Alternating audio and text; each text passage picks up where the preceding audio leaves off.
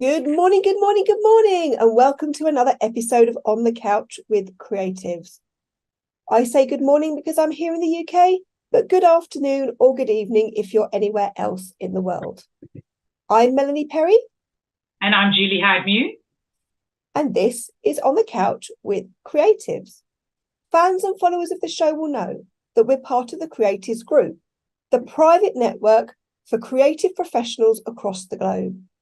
Together, we support you so you can create at your best, connect you with like-minded professionals, and therefore grow your creative business. If that sounds like a good idea to you and you'd like to find out more about joining our growing network of creative professionals, do feel free to reach out to us after the show. But this is On the Couch with Creatives. So, Julie, who do we have on the couch today? Well, today on the couch, we have Liz Drury, who is a freelance voiceover artist based in the UK. But of course, she has clients from all over the world. Her voice can be heard on radio, internet, and television commercials, guided audio tours of places of interest, telephone systems, corporate and explainer videos, e-learning modules, online courses. She's everywhere. She works for businesses, both big and small, local firms and multinational companies. She's won several awards for her work. So let's get her on the couch, Melanie. Hello, Liz. Welcome to On the Couch with Creatives.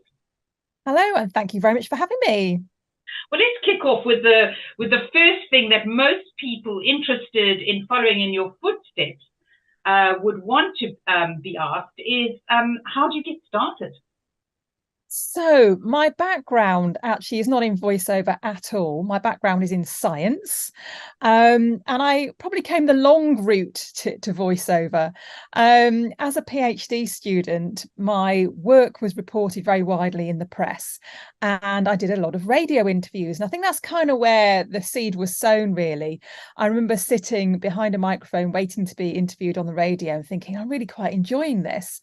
And so after I'd got my PhD, I got married, I moved to North Lincolnshire, which is where I currently live. And at that time, there was a local cable TV station not far from where I lived. And I started working there as a volunteer because I was new to the area. And I thought, what a great way to find out what's going on in the area. And eventually they took me on. And a couple of years later, I had my own program. And I did a bit of voiceover work as, you know, it's part of my job there. But I'd actually never had any training in it at that time. And I left there to have my children. And while I was off, the business got sold and there was no job for me to go back to. So then I had quite a big gap until I came back to voiceover again. And I came back to it whilst we were living in the USA. We were there temporarily for a couple of years with my husband's job. And so I had the opportunity to do some training because I wasn't working. So I trained in voiceover while we lived in the States, started my business out there and brought a whole new career back home with me. So probably not the most conventional route, I would say. When you say training, did you take online courses? What did you actually do? So I signed up with a company called Edge Studio, who are based in New York, but had a satellite studio in Washington, D.C., which was about 40 minutes from where we were living. And they did a mixture really of online training and in person. So I had one-to-one coaching in person with coaches who were based in the DC area and via Skype, as it was back then, with coaches who were based in New York.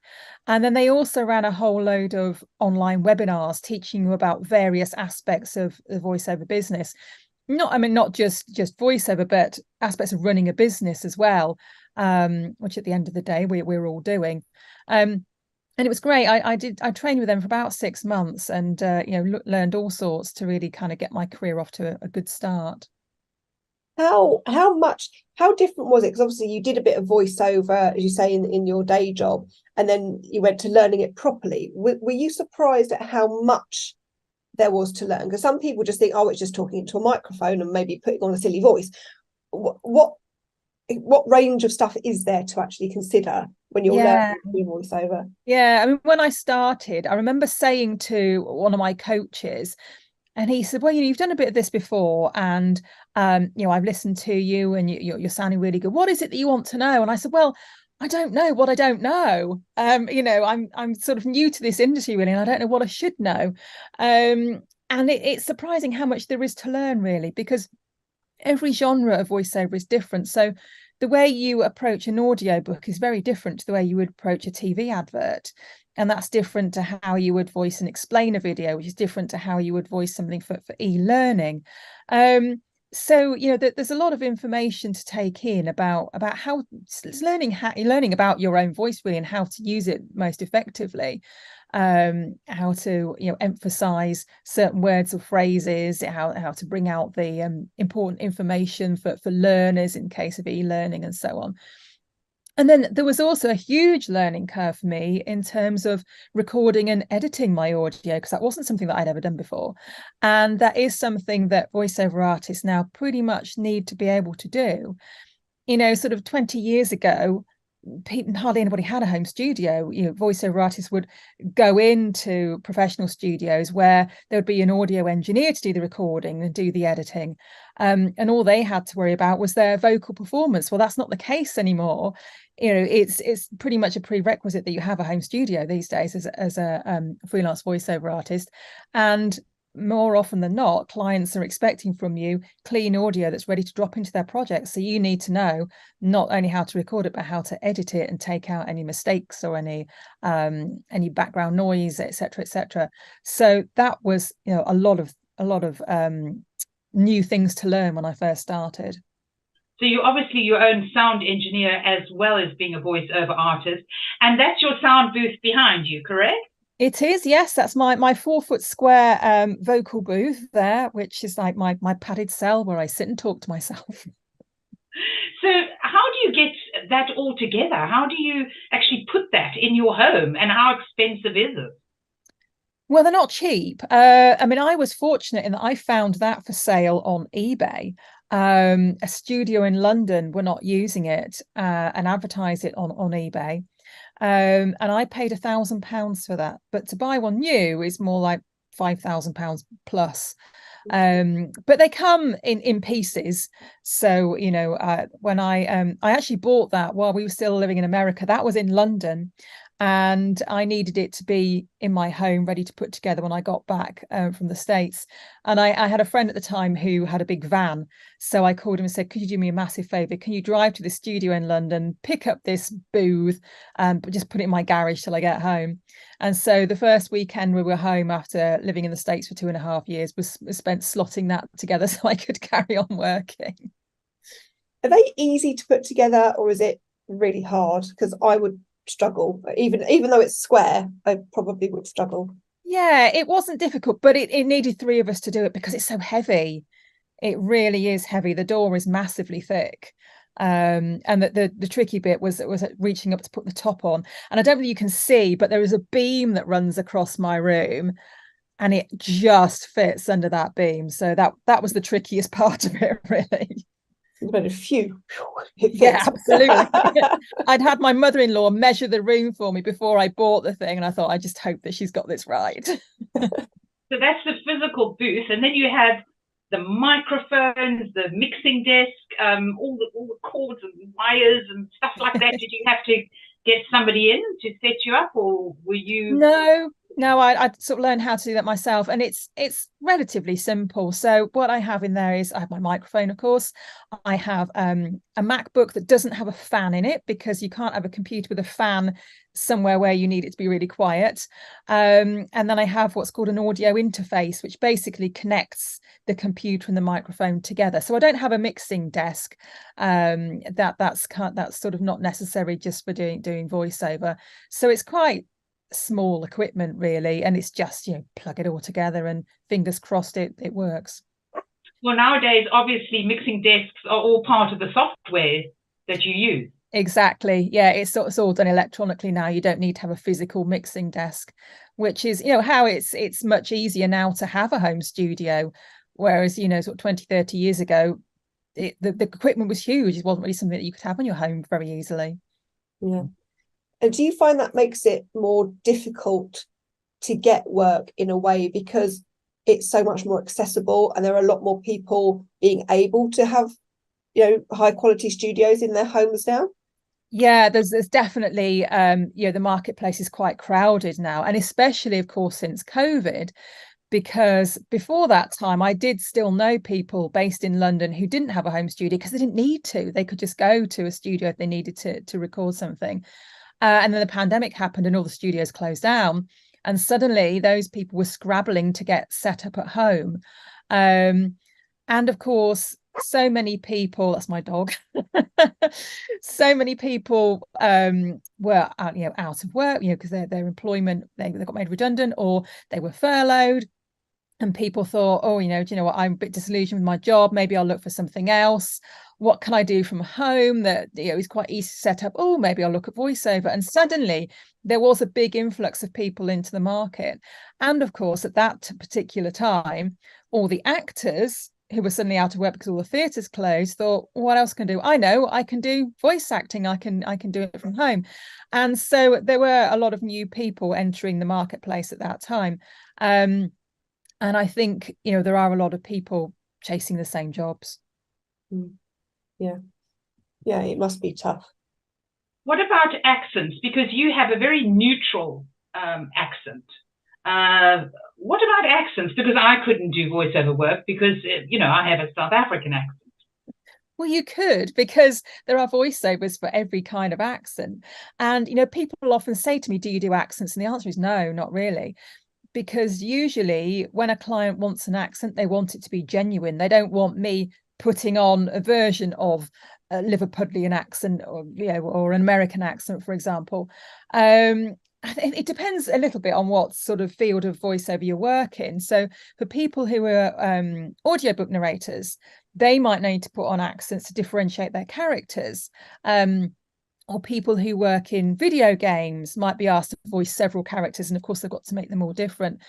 But for the kind, I tend to do more corporate work. So a lot of the e-learning, a lot of corporate videos. And if people want accents for that, they want it to be a genuine accent. I have occasionally been asked to do things.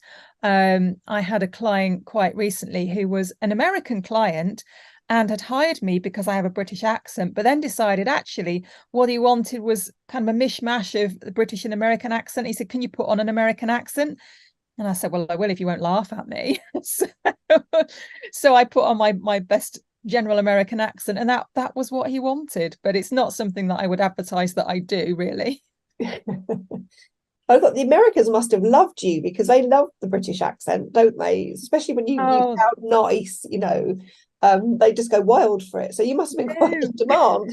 They do. And I remember going to, visiting places. I remember going to a museum in particular and going to buy my ticket. And then the lady behind the counter like, oh, just talk to me. Just say anything. I just love your accent. Well, let's listen to what you doing some of this work. This autumn, Mothercare has all the essentials, from sleep suits and bodysuits to hats and mittens. Envelope necks for easy changing, enclosed seams to avoid loose threads. The new Fiat 500 Pop, accessorised for London, Paris and New York. The Fiat 500, the pleasure of driving. Sometimes it's nice to get out of the city and visit places where light and shapes are created by nature itself. I always take my camera to the beach. Discover a different way to cleanse. Remove makeup gently. Healthy skincare is now Skin Active. From Garnier. This is Greg.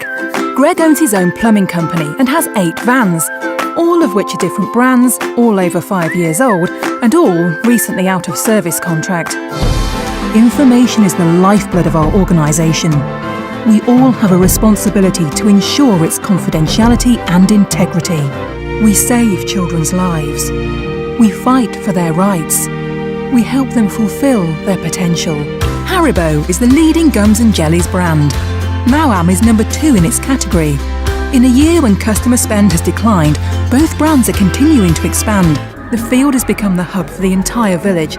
Now it's not only used for sporting fixtures, but also for evening markets, community gatherings, and even school plays.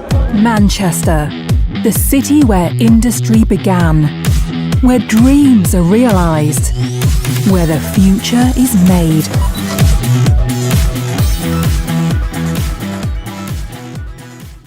So So that was the extraordinary vocal talent that is Liz Drury, voiceover.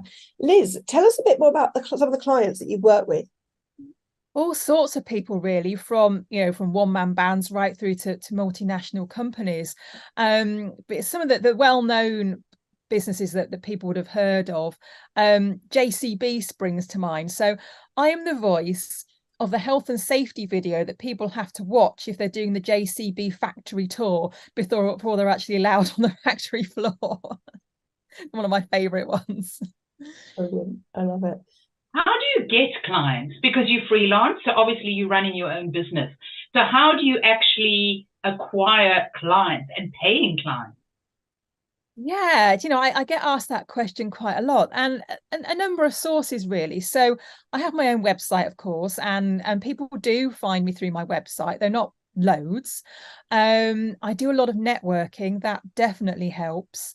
And as you ladies know, it's not all necessarily about the people that you meet in the networking room. It's about the people that they know. And I do find that I get a lot of referrals from people that I've met through networking meetings. And I do a lot of outreach, just cold emails to companies that I would like to work with, and introduce myself. And I think the secret there is a lot of people give up after the first email if they don't get a response, but people are busy. It's not that they didn't want to respond to you a lot of the time. It's just that they thought, oh, I'll deal with that later. And then, 10 other emails come in. So I always follow up, and I follow up to 5 times with people. And it's surprising the number of people who will come back to me after the 4th or 5th email and say, oh, thanks for keeping in touch with us. Sorry we haven't replied, just been busy, but here we are. Now we've got something for you to do. So that definitely works. And I'm now in the fortunate position where I have a lot of clients who come back to me. So, a lot of repeat business, and social media too, particularly LinkedIn. Because the genres of voiceover that I work in are very much business based. LinkedIn has worked quite well for me too. Yeah, I think that is a key piece of advice is the fortunes in the follow-up, because these days, you send one email and you're absolutely right, it gets lost. Yeah, it gets lost, and it may not even be seen, and even if it is seen. And I've done it myself. I'm guilty of it. Oh yeah, I'll deal with that in 5 minutes, and then 2 weeks later, I think, oh my god, I still haven't responded to that. So yeah, just keep on. And I think that being English as well, there's a certain how often is too often. I don't want to keep. They might think I'm nagging them, or But these days in social media, the world moves so fast that you have to keep putting yourself forward, don't you? And it's not rude anymore. That's right. You've got to somehow stay top of mind with people. Absolutely. So have you got any top tips for people who wish to follow in your footsteps and become a freelance voiceover artist?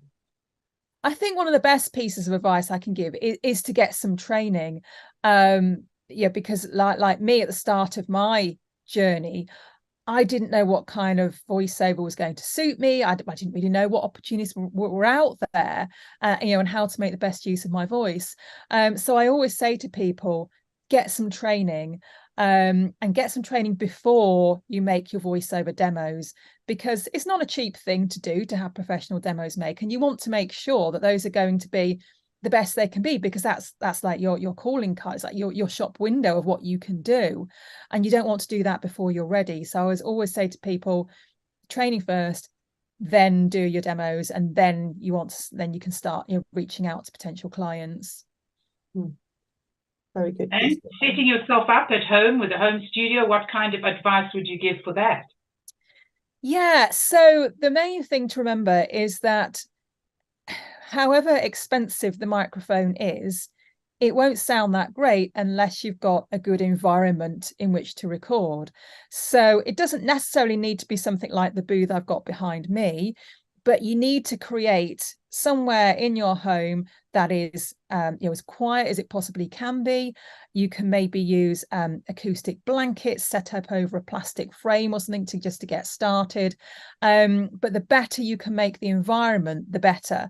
And it's pointless investing in a massively expensive microphone until you've worked on your space and treated it acoustically and made it as soundproof as you possibly can. We have several, you amongst them, voiceover artists as members of Creatives.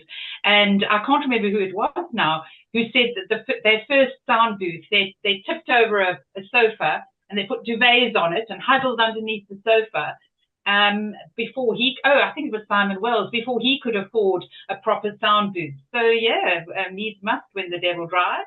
Yeah, and my first recording studio when we were living in the States was a walk-in wardrobe.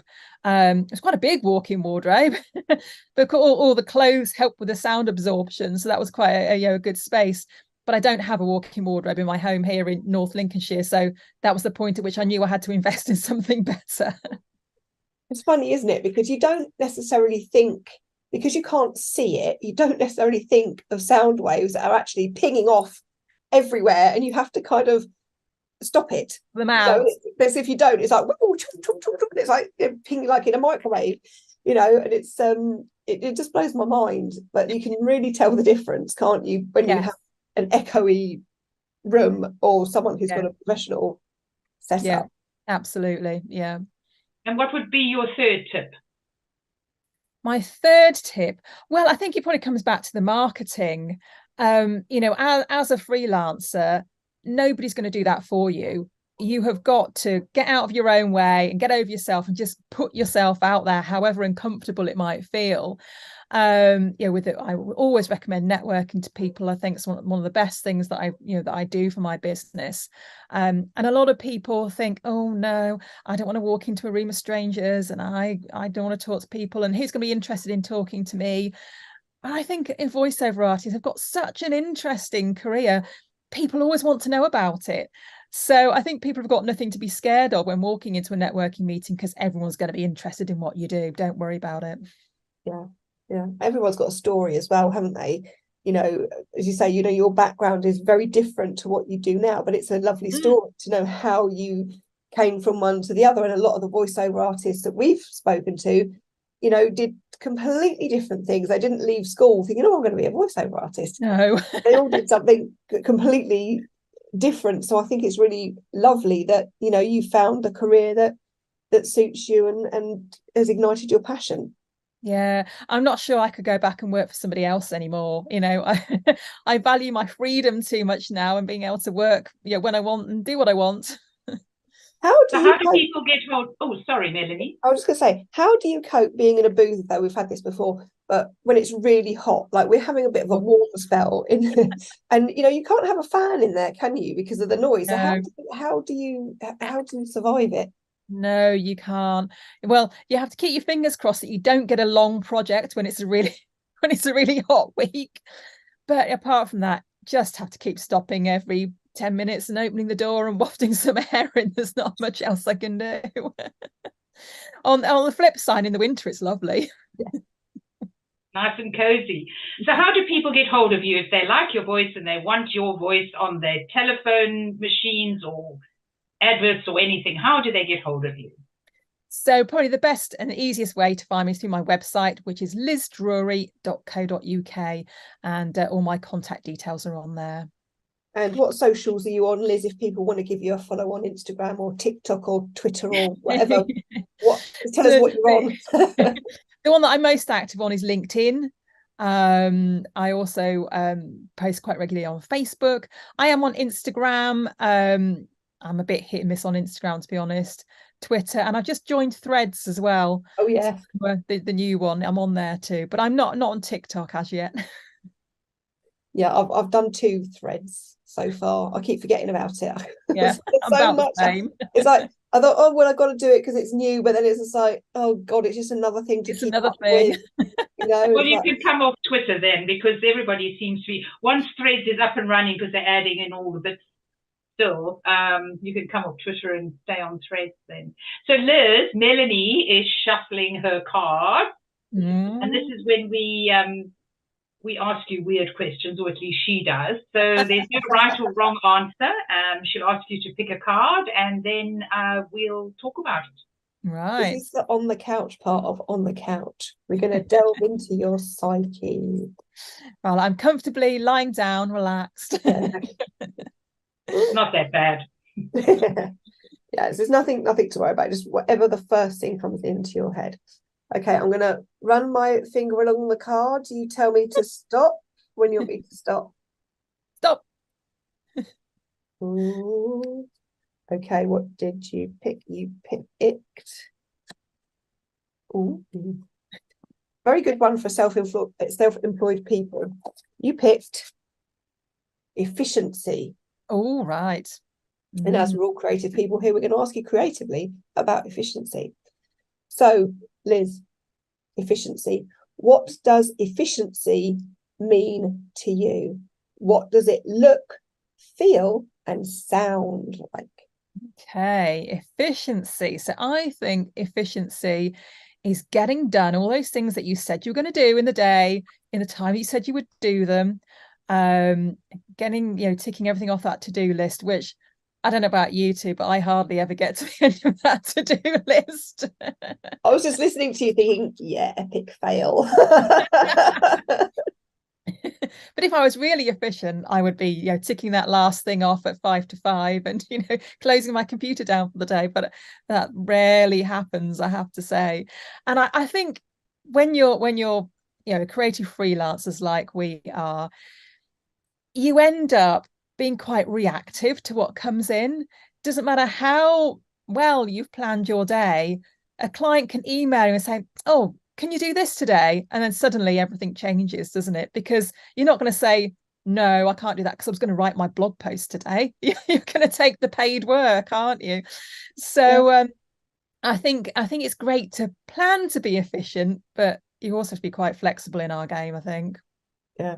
What does it sound like being a voiceover lady? If it had a sound, what would it be? It would sound like a perfect take every time with no editing to do. God, wouldn't that be marvelous? Yes. I like my idea that, that'd be heaven. Just let it roll. Doesn't need anything doing to it. That'd be my idea of heaven. Yeah. What does it smell like? What's it smell like? What's it smell like? Oh, I think it smells like the roses that are growing down the side of my house because I've been really efficient. Then I've got time to go out and walk my dog. And I walk past those roses on the way down the drive. I like that. I can't smell anything at the moment because I'm bunged No. up. But, when I get my sense of smell back, I'm going to go and smell some roses. Liz, it's been lovely having you on the couch. It's been wonderful talking to you. And thanks so much for giving us your time. Thank you very much. I've thoroughly enjoyed it. Oh, it's been wonderful. Thank you so much. And thank you to Julie, my co-host, and thank you to the viewers for tuning in today as well. But that's all we've got time for. So until next time, we'll see you.